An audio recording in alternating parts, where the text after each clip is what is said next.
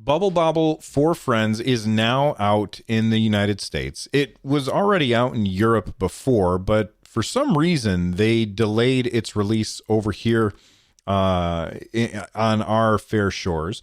But it's now out, and I did receive a review copy of the game. This is not an ad, however.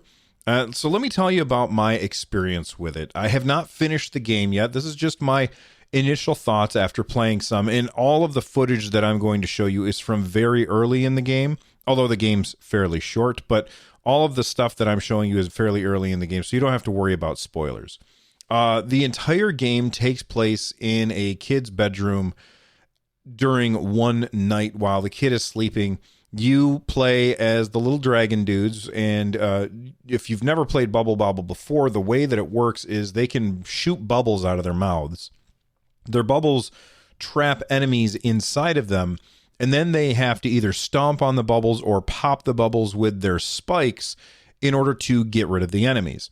So you'll have a level that you have to go through and clear all of the enemies out, and then each enemy that you defeat spawns fruit or some kind of weird food thing that you can pick up, and you want to pick all those up. And then after you've defeated all of the enemies on the board, you can go through and collect the bonus stuff at the end.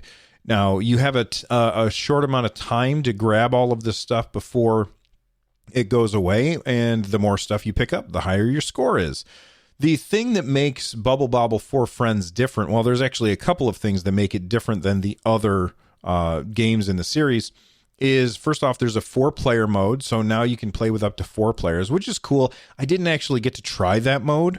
However, I imagine that it's just as fun as playing the multiplayer mode.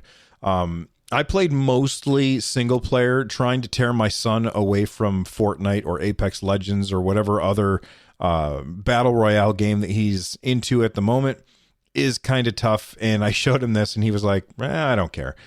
So I didn't play a lot of multiplayer. In this particular one, there are 100 levels, and you've got like this evil magician that you have to defeat, and he keeps summoning enemies, and you have to go through. This story really doesn't matter. But that being said, another thing that makes this particular one unique is air currents. So now you have like these little particles that are moving around the screen, and those are the air currents that the bubbles will follow as if you just leave them alone. So if you shoot out a bubble, that bubble will then follow the air currents, which is kind of cool because if you trap an enemy in a bubble, you can look at where they're going to end up and see if they're okay. I can kind of cluster the enemies all in one place and get a high combo, because if you pop a bunch of bubbles that are all touching, you're going to get a much higher score than if you do them one at a time. That is where the skill of the game comes into play. Like I said before, there's over 100 levels. Some of the levels are very, very simple. Some of them are more difficult, and they're very puzzly. It's a fun experience. Other than that, you also, as you play, unlock special abilities like the ability to shoot bubbles and like even further than you normally would. And there's a limited number of times that you can do this in a level. So it's you get to decide what your extra abilities are as you unlock them. You can say, okay, this time I'm going to make sure that I use this extra ability, or next time I'm going to use this other one, which is pretty cool. I love the idea of the air currents and the extra abilities.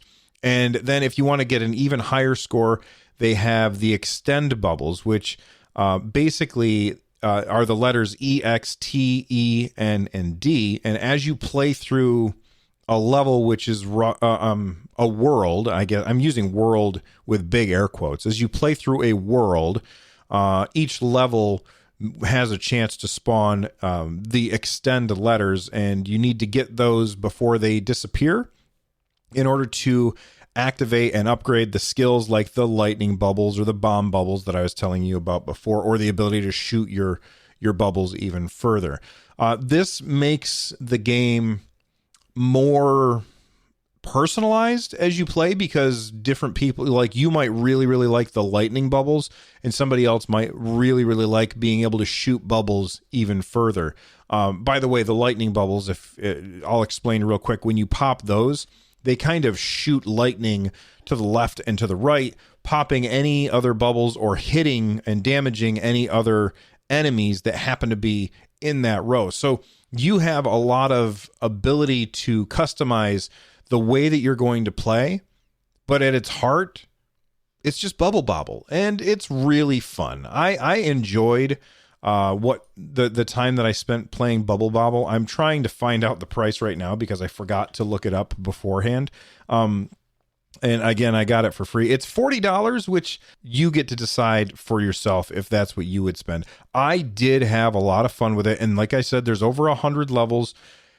And as a game that can be very heavily focused on multiplayer, there's a lot of replayability in that. Thanks for watching, and I will see you guys next time. Bye-bye.